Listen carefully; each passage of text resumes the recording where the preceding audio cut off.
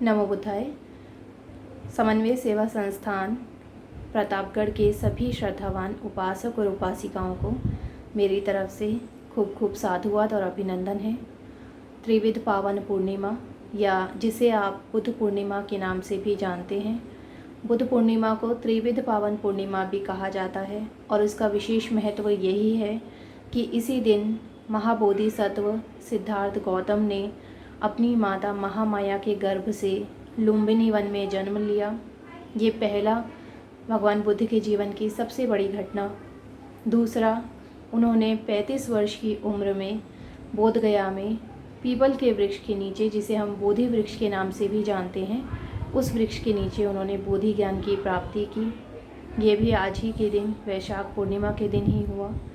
और साथ ही साथ 80 वर्ष की उम्र में 45 वर्ष तक लगातार धम्मोदेशना देने के बाद 80 वर्ष की उम्र में स्वेच्छा से भगवान बुद्ध ने अपने महापरिनिर्वाण को प्राप्त किया, कुशीनगर में 2 साल वृक्ष के नीचे। तो ये भगवान बुद्ध के जीवन की 3 घटनाएं हैं। भगवान बुद्ध ने अपने महापरिनिर्वाण के समय खुद ही कहा था कि उनके जीवन की 4 घटनाएं मुख्य हैं। उनका जन्म, बोधि ज्ञान की प्राप्ति, पहला धम्मोपदेश और महापरिनिर्वाण।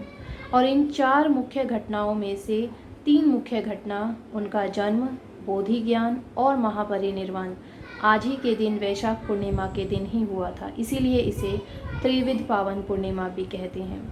लेकिन बहुत से लोग एक और घटना जो इसी दिन हुई थी उसके विषय में बहुत कम लोग जानते हैं, जिसके बारे में मैं आपको बताना चाहती हूँ। भगवान बुद्ध ने अपने पूर्व जन्मों में पारमिताओं को पूरा किया, और उन पारमिताओं में जो दान पारमिता थी, दान पारमिता को जिस जन्म में उन्होंने पूरा किया, वैसे अंतर राजकुमार के रूप में, तो वो दान पारमिता को पूरे करने वाले भव में उन्होंने जिस भी प्रकार से अपने पुत्र पुत्री, अपनी पत्नी तक को दान के रूप में दे दिया। ये जातक वैसंतर जातक के नाम से प्रचलित है, बौद्ध ग्रंथों में भी है। वैसंतर जातक को भगवान बुद्ध ने आज ही के दिन, वैशाख पूर्णिमा के दिन ही सभी को बताया था कि किस प्रकार मैंने अपने पूर्व भव में अपनी दान पारमिता को पूर्ण किया था। तो ये भी एक बहुत महत्वपूर्ण घटना है आज के दिन। तो वैशाख पूर्णिमा का महत्व आप सभी लोग विशेष रूप से जानते होंगे। बहुत बड़ा विशेष अवसर है सभी बौद्धों के लिए, भारतवर्ष में ही नहीं बल्कि विदेशों में भी, सभी बौद्ध देशों में इस दिन को बहुत ही धूमधाम के साथ मनाया जाता है। लेकिन इस साल पिछले वर्ष की तरह ही इस साल भी हम लोग इसको बहुत अच्छे तरीके से नहीं मना पाए जिस तरह से होना चाहिए था, क्योंकि महामारी है और सभी को अपनी सुरक्षा का ध्यान भी रखना है। लेकिन आपने जिस भी तरीके से इसको मनाया और साथ ही साथ आपने संघ को भी याद किया, तो आज का जो ये विशेष वीडियो मैंने आपके लिए बनाया है, ये इसीलिए है कि आप समन्वय सेवा संस्थान के सभी उपासक और उपासिकाओं के द्वारा जो भी दान राशि मुझे जीवन उपयोगी वस्तुओं के लिए, जीवन जीने के लिए जो भी दान राशि मुझे प्राप्त हुई है, उसके लिए मैं आप लोगों का बहुत बहुत साधुवाद देना चाहती हूँ, बहुत बहुत अभिनंदन करती हूँ। आप जानते होंगे कि एक भिक्षु जीवन की सिर्फ 4 ही चीज़ें हैं, 4 ही ज़रूरतें हैं, जिसे पाली भाषा में सप्पाय कहा जाता है। उसमें सबसे पहला आता है भिक्षु जीवन का चीवर, दूसरा होता है भोजन, तीसरा होता है उसका औषधि, और चौथा है सेनासन, मतलब कि आसन। तो ये 4 आवश्यकताएं ही मूलभूत आवश्यकताएं भिक्षु जीवन की है। इसके अलावा कोई 5वीं आवश्यकता भिक्षु को नहीं चाहिए, संघ को नहीं चाहिए।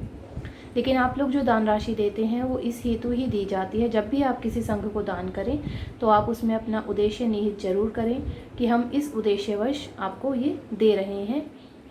कोई आप औषधि के लिए दे सकते हैं, या फिर आप संघ की शिक्षा के लिए, या फिर संघ के यातायात का जो भी खर्चा होता है, आने जाने का किराया होता है, उसके लिए आप दे सकते हैं।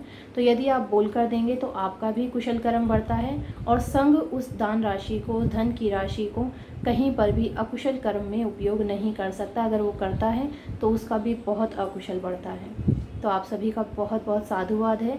मैं जल्द ही, कोशिश होगी मेरी कि मैं जल्दी ही प्रतापगढ़ में आकर आप सभी के सामने धम्मदेशना दे पाऊँ, क्योंकि वीडियो के माध्यम से बहुत लंबा करना असंभव हो जाता है।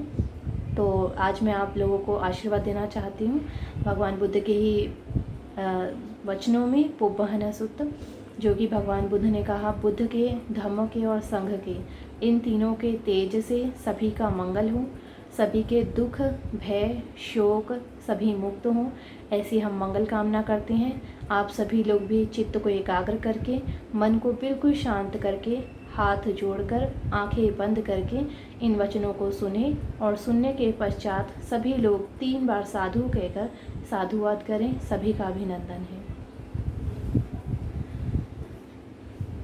यं दुर्निमित्तं अवमङ्गलं च यो चामनापो सकुनः सद्दो पापगहो दुःसुपिनं अकन्तं बुद्धानुभावेन विनाशमेन्तु। यं दुर्निमित्तं अवमङ्गलं च यो चामनापो सकुनः सद्दो पापगहो दुःसुपिनं अकन्तं धम्मानुभावेन विनाशमेन्तु। यं दुर्निमित्तं अवमङ्गलं च यो चामनापो सकुनः सद्दो पापगहो दुःसुपिनं अकन्तं संघानुभावेन विनाशमेन्तु। दुःखपतचनि दुःखा भयपतचनि भया शोकपतचनि शोका होन्तु सर्वे पिपानिनो।